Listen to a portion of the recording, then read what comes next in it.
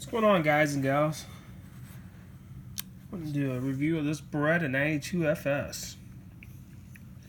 This is a legend. It's used in the military. Most everybody knows that. The M9. This is the civilian version, the 92FS. I guess we can start off there with what's the difference. Basically, the biggest difference is this dust cover is a little bit angled, and the M9 is basically straight. I like the look of this one better. When you look at the M9, this one just looks a little bit better to me, in my humble opinion. Obviously, you can see it's unloaded.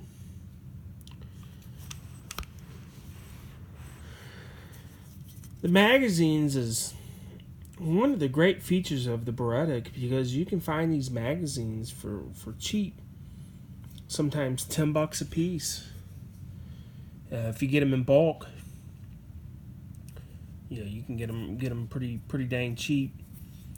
So the magazines, and usually they're 15 round magazines. I think some of the new ones are 17. 15 is fine for me. The Metgars probably hold 17 or 18. That's great for me. This one has a couple things on it that I've done to it that we'll go over. But starting out, it's got basic 3-dot sights, no night sights. The front sight is not dovetailed in; it's made onto the slide. And if I say there's one downfall of this design, it could be that front sight, because you can't ever change it. It is what it is. They have one sight that goes over the top of it, and you can drill a hole and pin it into place, but it's really big and it looks goofy. And I mean, if you got it on your gun and you love it, say something in the comment sections. But for people that have to have night sights, you can send these into like Trigicon and stuff, and I believe they can drill out the dot and put vials in there of their tritium to make it night sights, and then the back sight you can just it is dovetailed, and you can change that out. The front sight is kind of what can give you an issue. Some guns come like that. Some police trade-ins. I had a 96G, which is a 40 cal. I don't have it anymore. It actually had night sights on it, but they were really dim. And it was, you could, like I said, you could send it back in, and it just really wasn't worth it to me. I'm not a big fan of night sights. I've said that in another video, or if I haven't, I'm saying it now. I'm not a huge fan of night sights. They're not real good during the daytime. They glow at night, but they're pretty dang dim. They're expensive. Usually, if you don't know what you're doing, you take them in, have somebody put them on. That costs money. If you do them yourself, a lot of times you can nick up your gun, and some guys are good at it. I can get them off and on fairly easy. Every now and then I can nick up the gun. So that's also, I guess you can say, a benefit of this gun is, being that it is a fixed front sight, you ain't gonna spend money on an extra set of sights for this gun. You're just kind of gonna rock with what it's got. But one thing I've done is I've put some paint on there, this glow-on paint. There's blue, yellow. I really like yellow. Yellow for my eyes, just sticks out. And it's that luminescent paint where you can hit it with a flashlight and it glows. To me, that is a much better system. It's much more cost effective. You could do it yourself. It's easy. You can reapply it, if it ever fades out. The stuff is a little expensive for that little bitty bottle. It's like $12 a bottle. But man, you can do a lot of guns. You can probably do 30 guns with it. So, I mean, 30 sets of night sights. How much, you're talking $3,000, as opposed to $24 for 2 vials here. And this can do a lot of guns. And you can do whatever combination. You could do all yellow. They got green. This stuff is pretty cool. And you can even do it with a marker. Just a magic marker, of your color. Yellow or green or, whichever color. But yeah, the sights are something that I think a lot of people knock on these because you can't change them. Rightly so in one way, but it can also be a benefit because then you don't have to change them. But the gun itself overall is one of those first Wonder 9s. And in my opinion, it's still a great option. It's a little heavy, but man, that makes it shoot good. It makes it shoot amazing.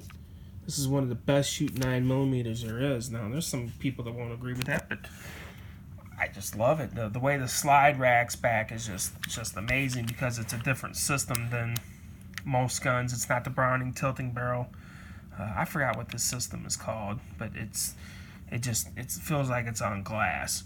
So when all these guns come out, these new guns and stuff, most of the systems are the same system as the next gun. You know, this one is the same as that one. This gun right here is actually, you know, a departure from your typical Glock and SIG and stuff like that. Beretta kind of is their own animal. Now, like the APX is a tilting barrel. The PX Form is a rotating barrel, like the Beretta Cougars. So Beretta is kind of out of the box, thinking out of the box with their systems, and they work very nicely. Are they better? I don't know. Probably not. I just think it's different. It's kind of cool to be different sometimes. It's different in a good way. You got that large ejection port, so you can single load this easier than you can with one that has, you know, the cover over the top of the barrel here.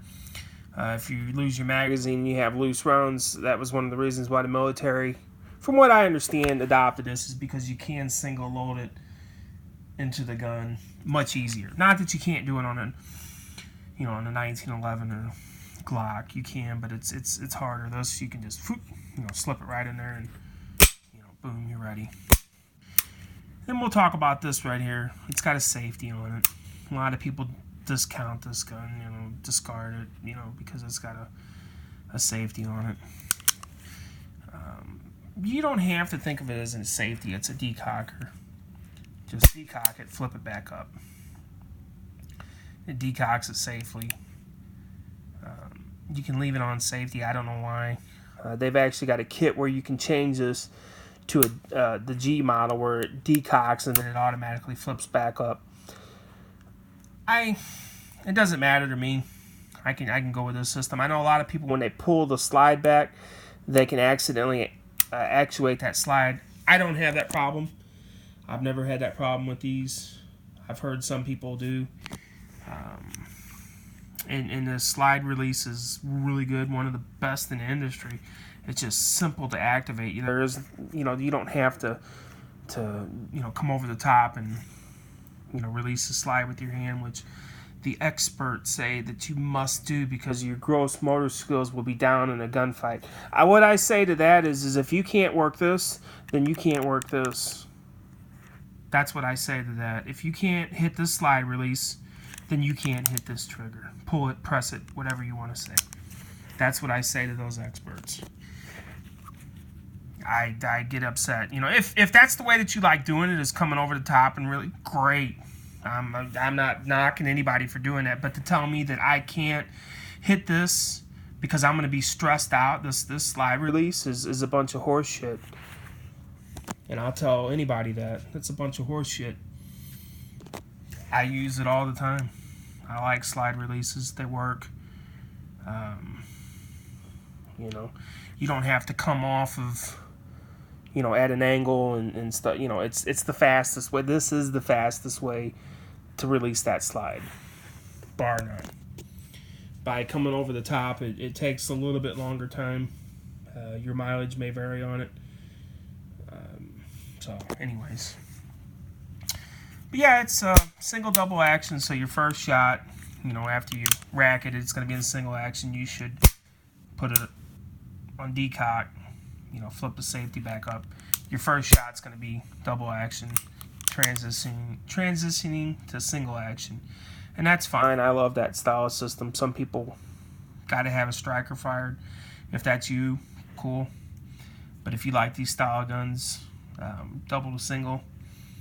You should like this one.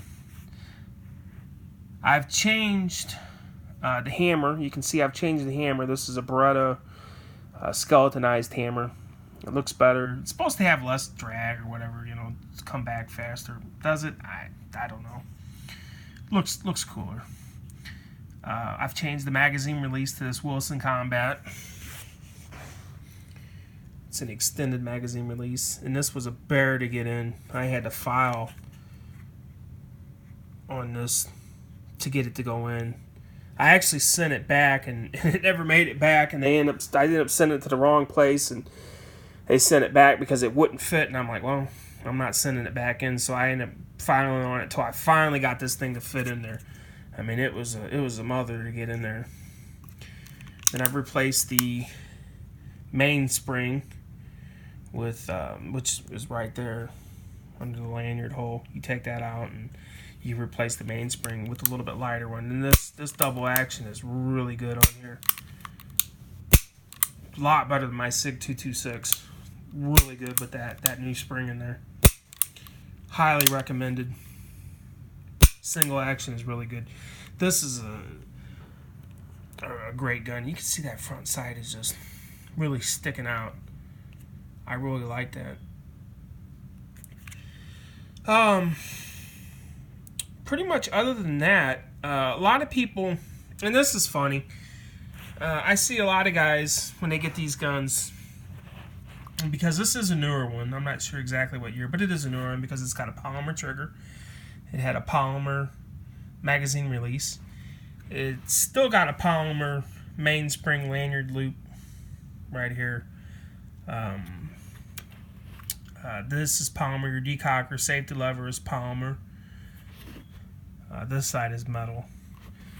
And your guide rod is polymer. Now, the reason why they did that was to bring the weight down. I think they brought it down from 32 ounces down to about 30 ounces, which guys like Nothing Fancy would give a thumbs up on. Other guys, the first thing they do when they get this gun is they're like, well, I gotta get rid of this polymer, this polymer trigger, this polymer safety, the polymer this, polymer that. I didn't get rid of this because it's polymer. I just kind of like the look of it. It sticks out further. It just feels better. The polymer guide rod, I would never shoot a gun with a polymer guide rod. Not me, I'm just saying that as somebody else. If that's you, great. It doesn't make a difference to me. I kind of like the weight savings on it. They did it for a reason. I think the reason is good. But yeah, some guys just rant on that, that it's got polymer. Oh my God, polymer. Why would they put polymer on there? Well, it's to save weight. And probably cost too.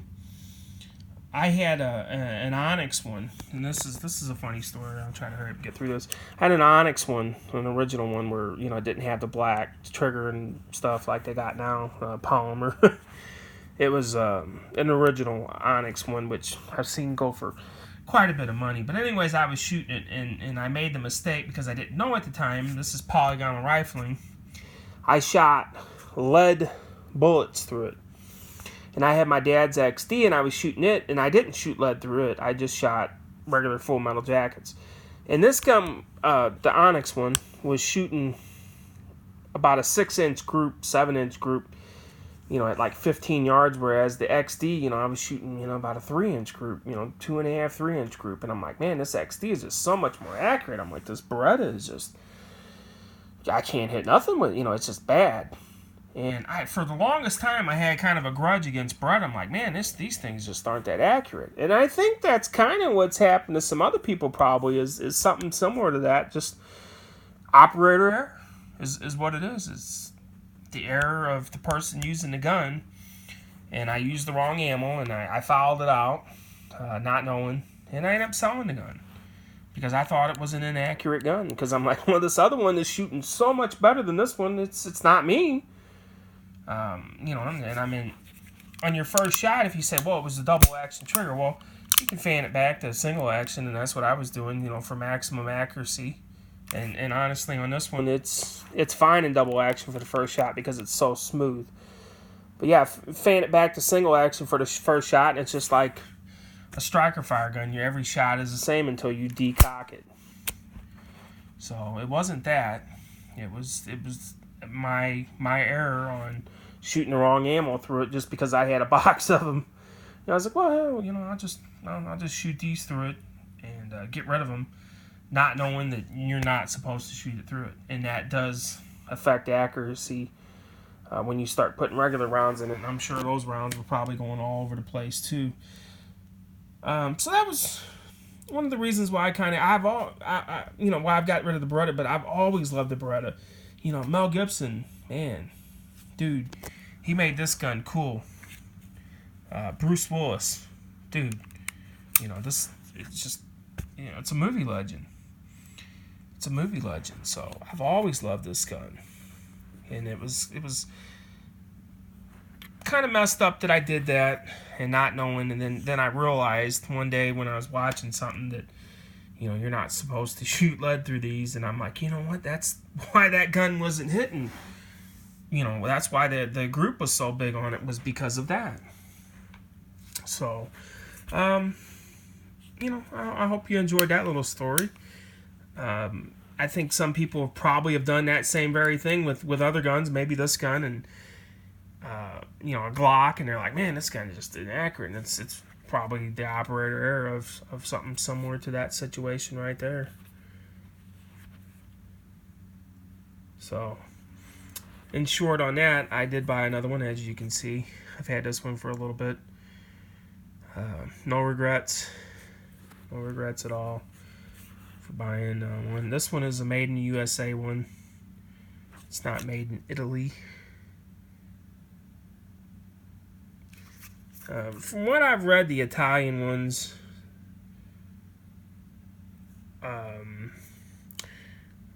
one of the only things is you can see the chrome lining better on the end of the barrel. When you look at the end of the barrel, is what they say is you can see the chrome lining better. And other than that, then the stamping on it is different. Is that the only difference? Maybe, maybe not. But this one is just fine. If you want an Italian one, that's fine. And they're really not going for any more money from what I've seen. They're kind of the same price, as these.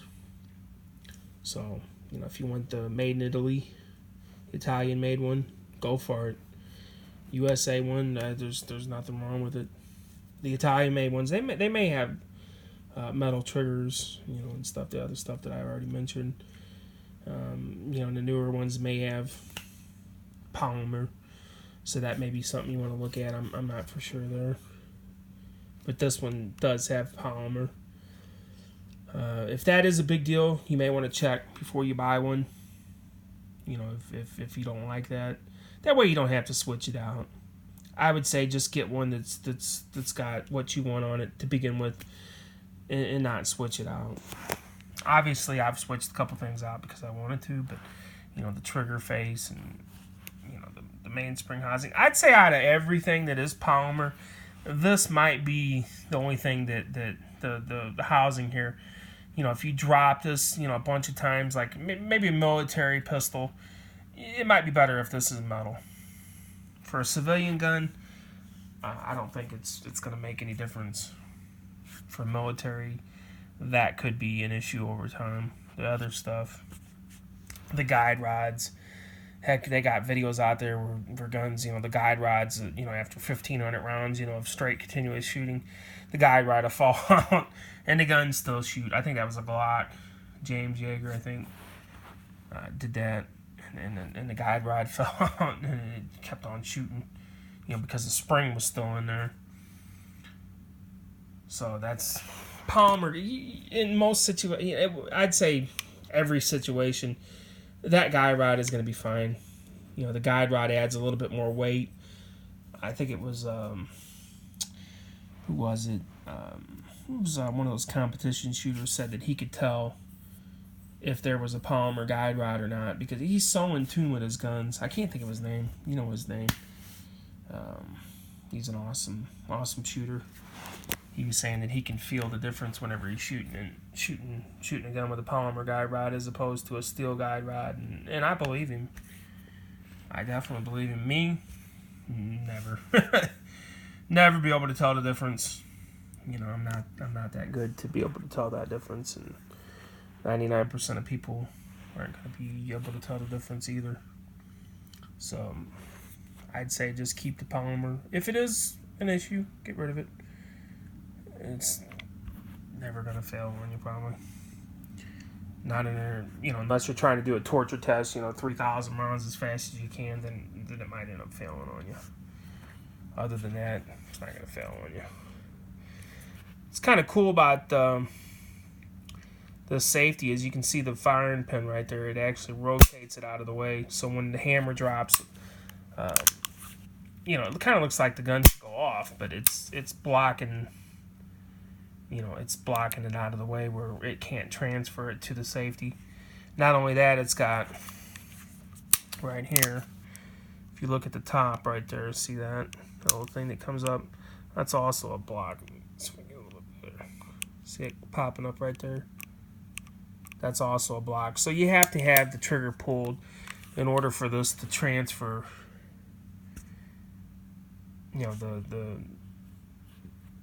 for when the hammer hits the firing pin, so it transfers it all through.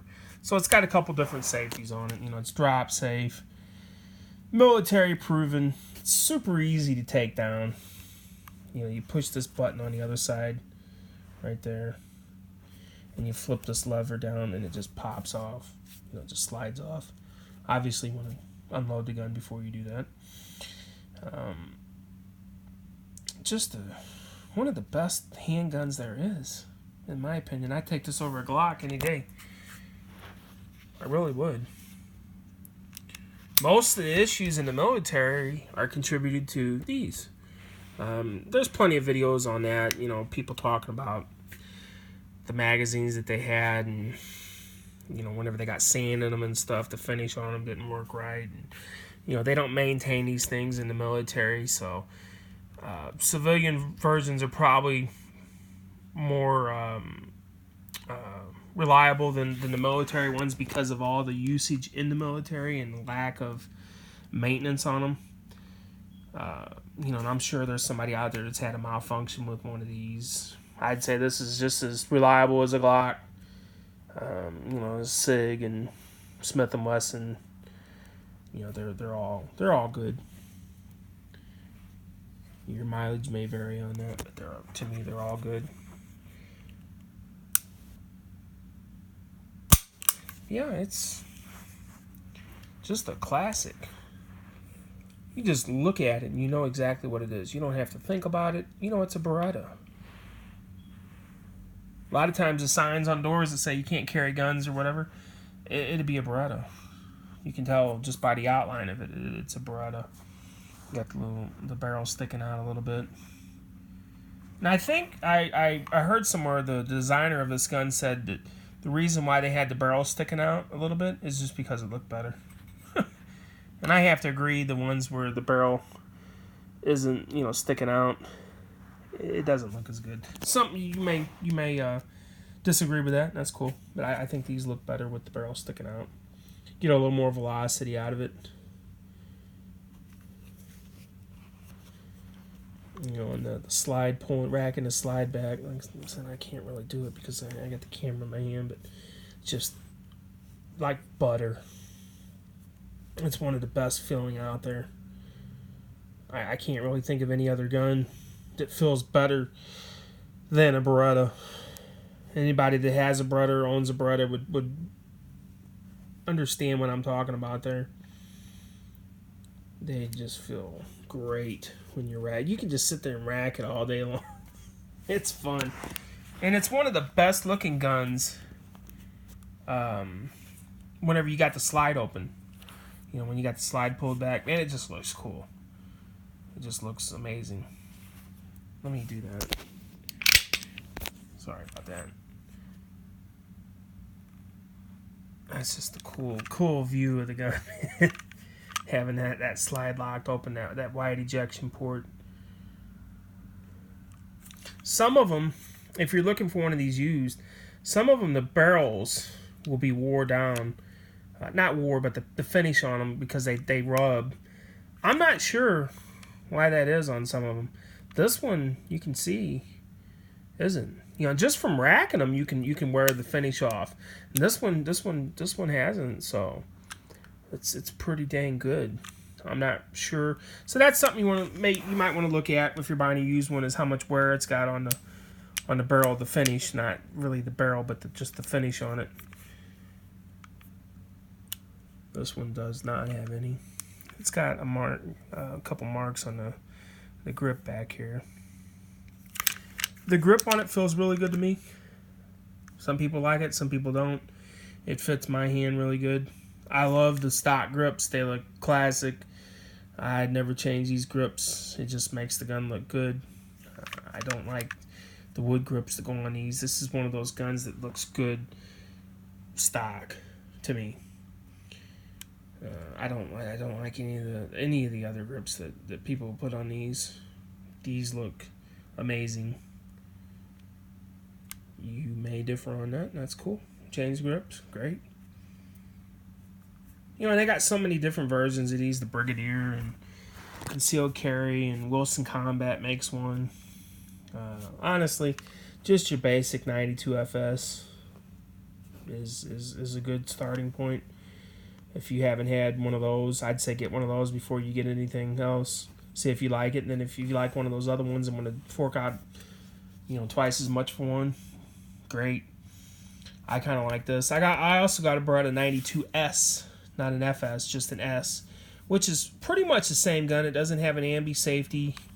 The sights don't stick up as high as these. The magazine release isn't here. It's on the heel back here. Other than that, it doesn't have any strap lines right here like this one does, or on the front. It's just smooth.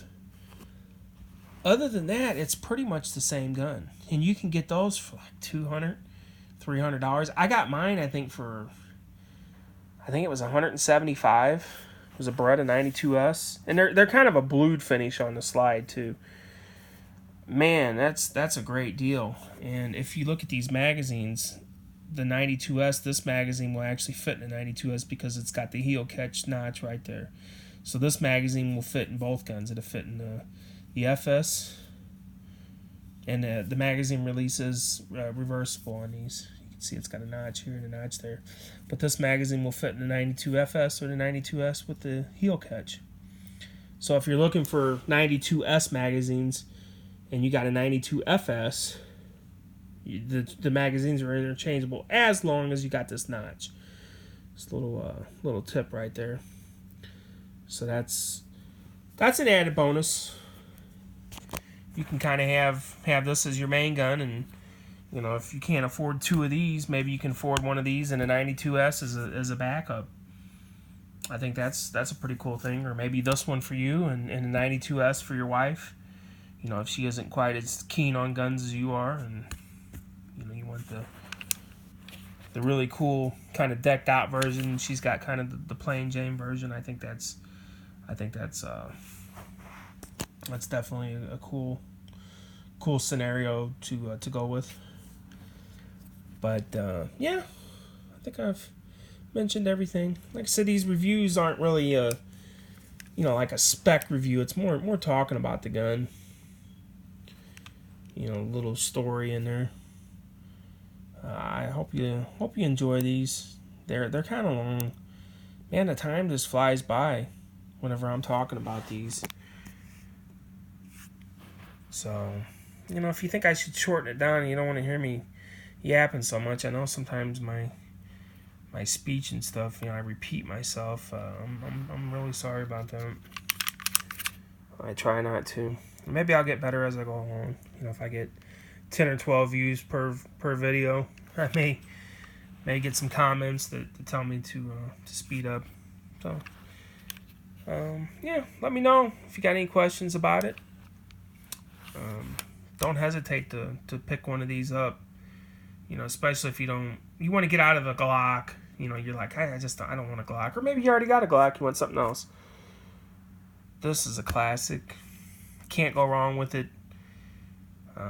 The weight of it, being a little bit heavier is not a downfall in my opinion for what you get, which is a great shooting gun. Probably one of the best shooting 9s out there. You know, a factory 9mm just shoots like a dream. So anyways, let me know if you have any questions, and thanks for watching.